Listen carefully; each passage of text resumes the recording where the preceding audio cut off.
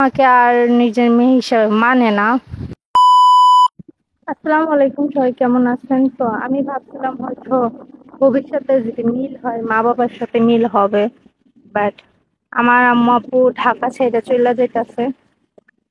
আমি তো আমার সাথে রাগ কইরা, কিন্তু কখনো ভাবি নাই তারা যে আমাকে একবার বলবেও না, তারা যে চলে যাবে। আম্মু আব্বু রাকিবা সবাই নাকি ঢাকা ছেড়ে চলে যাইতেছে। আমি দেখলাম একটা ভিডিও, আমার জন্য কষ্ট হয় তারা চলে যাবে, কখনো এটা ভাবি নাই। কিন্তু আমি অত বড় ভুল করি নাই যে তারা চলে যাবে। আপু আমাকে বলে নাই যে চলে যাবে তারা ঢাকা ছাইরা, আম্মু তো বলেই নাই, রাকিবও বলে নাই। কখনো ভাবি নাই এগুলো হবে। আম্মু আব্বুর কাছ থেকে যে এত দূরে চলে যাবো, অন্তত পক্ষে এইটা আমি কখনোই ভাবি নাই।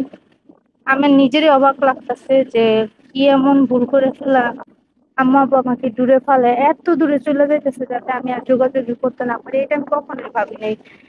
আমাকে একটাবার বলার প্রয়োজন মনে করলো না, আম্মু আব্বু চলে যাইতেছে কত দূরে।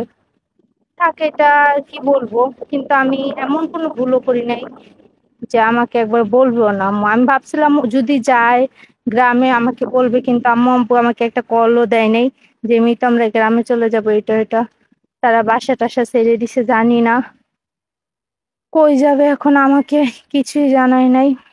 আল্লাহ জানে ভবিষ্যতে কি হবে। মা বাবা হয়তো আমাকে আর নিজের মেয়ে হিসাবে মানে না, হয়তো এই জন্য আমাকে আর বলে নাই তারা যে বাসা টাসা ছেড়ে দিছে চলে যাবে। আর হয়তো আমার সাথে কথা বলবে না দেখে আস্তে আস্তে দূরত্ব তৈরি করতেছে আম্মু আব্বু। থাক, এটা নিয়ে আর কিছুই বলবো না।